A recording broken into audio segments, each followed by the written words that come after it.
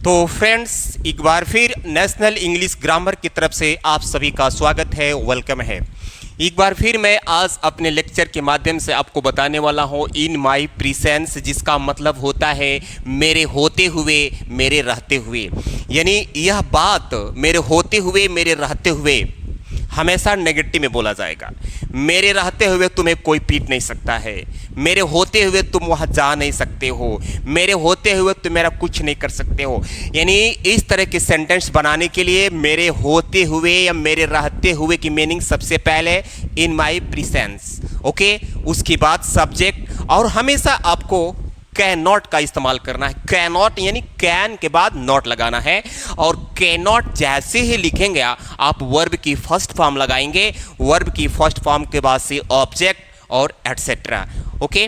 तो मेरे रहते हुए तुम्हें कोई नहीं छू सकता। देखिए, मेरे रहते हुए तुम्हें कोई नहीं छू सकता, इसके लिए मेरे रहते हुए की मीनिंग आप सिंपली लिखेंगे इन माई प्रीसेंस। प्रीसेंस, तुम्हें कोई नहीं छू सकता, कोई नहीं, ये आपका सब्जेक्ट है, कोई नहीं। तो कोई नहीं के लिए अंग्रेजी no one. No one, no one लिखने से कोई और नहीं दोनों आ गया। अब सत्ता शक्ति के लिए नो वन कैन, छूने की बात हो रही है, touch.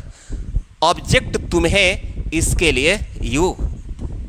In my presence no one can touch you. Next example, मेरे होते हुए तुम यहां नहीं आ सकते हो। मेरे होते हुए तुम यहां नहीं आ सकते हो। तो मेरे होते हुए के लिए आप सिंपली लिखिए in my presence. In my presence, तुम, सब्जेक्ट तुम है, यस, नहीं सकते हो, इसके लिए can not, can not, come आ सकते हो, यहां के लिए here. In my presence you can not come hair.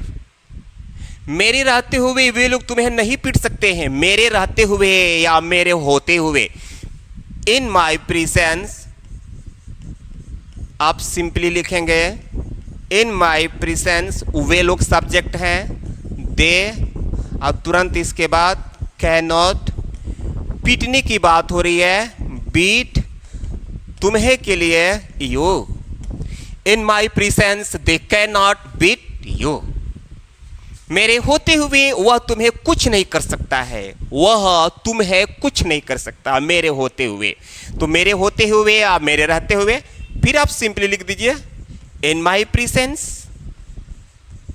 In my presence, वह तुम्हें कुछ नहीं कर सकता, सब्जेक्ट वह है, इसके लिए सिंपली ही, और नहीं और सकता है, इसके लिए कैन नॉट।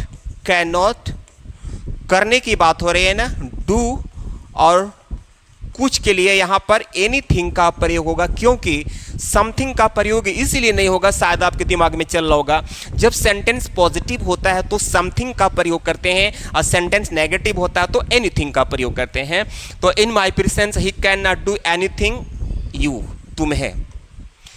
तो फ्रेंड्स, इस तरह के एडवांस स्ट्रक्चर पाने के लिए, अपनी इंग्लिश को ज़्यादातर स्ट्रॉन्ग करने के लिए, सुंदर बनाने के लिए, आप मेरे चैनल को लाइक कीजिए, सब्सक्राइब कीजिए और शेयर कीजिए, ताकि इस तरह के आपको कंटेंट हमेशा के लिए मिलता रहे। थैंक यू, मिलते हैं अगली वीडियो में।